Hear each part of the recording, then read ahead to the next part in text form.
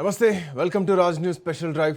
తెలంగాణ కాంగ్రెస్లో మాటల మంటలు ఒక రకంగా రాజకీయ వేడి పుట్టిస్తున్నాయి. మంత్రి కొండా సురేఖ పైన సొంత పార్టీ నేతల విమర్శలు ఇప్పుడు హాట్గా మారిపోయాయి. సురేఖను బర్తరఫ్ చేయాలని ఎమ్మెల్యేలు ఎమ్మెల్సీలు డిమాండ్ చేస్తున్నారు. అట్లాగే కోమటిరెడ్డి రాజగోపాల్ రెడ్డి విషయంలో కూడా సేమ్ సీన్ రిపీట్ అవుతోంది. అంతేకాకుండా అటు చిన్నారెడ్డి అభిమానులు ఏకంగా గాంధీ భవన్ని ముట్టడించారు. దీంతో ఏ జిల్లా చూసినా ఏమున్నది గర్వకారణం అన్నట్లుగా పరిస్థితి మారిపోయింది తెలంగాణ రాష్ట్రంలో. ప్రజా పరిపాలనలో ఒరిజినల్ కాంగ్రెస్ నేతలకు తిప్పలు తప్పడం లేదా అన్న ప్రశ్న కొండా సుష్మిత వ్యాఖ్యల తర్వాత ఇంకా స్ట్రాంగ్గా మారిపోయింది. గ్రూప్ రాజకీయాలతో ఎందుకు కాంగ్రెస్ ఆగమాగమవుతోంది? ఇట్లాంటి ప్రశ్నలు ప్రతి జిల్లాలో వినిపిస్తున్నాయి. రాష్ట్ర వ్యాప్తంగా అన్ని జిల్లాల్లో హస్తం పార్టీ లీడర్ల మధ్య విభేదాలు ఎక్కడికక్కడ భగ్గుమంటున్నాయి. ఒరిజినల్ వర్సెస్ వలస లీడర్ల మధ్య ఫైట్ నడుస్తూనే ఉంది. సీఎంకి వ్యతిరేకంగా మాట్లాడితే చర్యలు తప్పవా? అచ్చ కాంగ్రెస్ పచ్చ కాంగ్రెస్ వ్యాఖ్యల్లో నిజానిజాలేంటి? ఎమ్మెల్యేలు ఎమ్మెల్సీల చేత ఎవరు మాట్లాడిస్తున్నారు? సురేఖ మీద కావాలనే మొదటి నుంచి కుట్ర జరిగిందా? సురేఖ ఇక బర్తరఫ్కు సమయం సిద్ధమైందా? ప్రతిపక్షాలు మాట్లాడితే అదోకే, బట్ సొంత పార్టీ నేతలే మాట్లాడుతున్నారంటే ఎందుకు లోపల అసహనం నడుస్తోంది? వీటన్నిటికీ సమాధానాలు ఎక్కడున్నాయి? ఈ ప్రశ్నలు సర్వత్రా వినిపిస్తూనే ఉన్నాయి.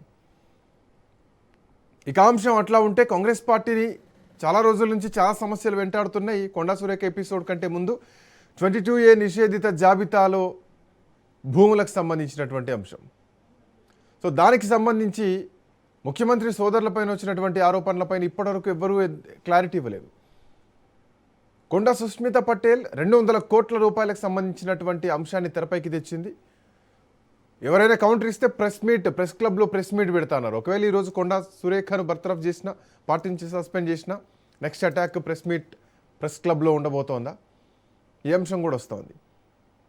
కొండా సురేఖను మొదటి నుంచి టార్గెట్ చేస్తున్నారా అన్నటువంటి చర్చ బలంగా నడుస్తోంది. ఇంకోవైపు అటు చిన్నారెడ్డిని కూడా అవమానిస్తున్నారా?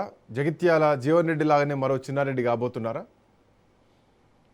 రాజగోపాల్ రెడ్డి కూడా చాలా రోజుల నుంచి మాట్లాడుతున్నారు. ఆయనకు హామీ ఇచ్చారు, మంత్రి పదవి ఇస్తామని చెప్పేసి. భువనగిరి ఎంపీ టికెట్ గెలిపిస్తే ఇస్తామన్నారు పార్టీలోకి వస్తే. సో ఆ హామీ నిజం కాదా? కొత్తగా ఏమడుగుతున్నా, నాకు అది కిరీటం కాదు, అది బాధ్యత అని చెప్పేసి ఆయన మాట్లాడుతున్నారు. సో అసలైనటువంటి కాంగ్రెస్ నాయకులు, వైఎస్ఆర్ ఫాలోవర్స్గా ఉన్నటువంటి వాళ్ళు ఇప్పుడున్నటువంటి ముఖ్యమంత్రి రేవంత్ రెడ్డి ప్రభుత్వం పార్టీలో, ఈ కాంగ్రెస్ పార్టీలో ఇబ్బందులు గురవుతున్నాయా? వాస్తవానికి గతమెంతో ఘనకీర్తి అన్నట్లుగా కాంగ్రెస్ నేతలు చెప్పుకుంటూ ఉంటారు. బట్ గ్రూప్ రాజకీయాలు సహజం అంటూ లైట్ తీసుకుంటూ ఉంటారు. బట్ అట్లాంటిది ఇప్పుడు మాత్రం గాంధీ భవన్లో ఒక కొత్త కల్చర్ మొదలైనట్లు కనిపిస్తోంది. ఏకంగా ముఖ్యమంత్రి పైనే కాంగ్రెస్ పార్టీకి సంబంధం లేదని చెప్తూనే క్యాబినెట్లో జరిగిన విషయాల్ని బయట పెడతా అని మంత్రి కూతురే చెప్తుంటే, మంత్రి పైన ఎమ్మెల్యేలు ఎమ్మెల్సీలు ఈరోజు తిరుగుబాటు జెండా ఎగరేశారు. ఆమె కూతురు మాట్లాడినటువంటి వ్యాఖ్యలపైన అసహనం వ్యక్తం చేస్తున్నారు. ఒకవేళ వాస్తవాలైతే ఎందుకు అసహనం వ్యక్తం చేయాలి? కేబినెట్ నుంచి కొండా సురేఖను తప్పించాలన్నటువంటి డిమాండ్లు వరంగల్ జిల్లా నాయకులతో పాటు మిగతా నాయకులు కూడా చేస్తున్నారు.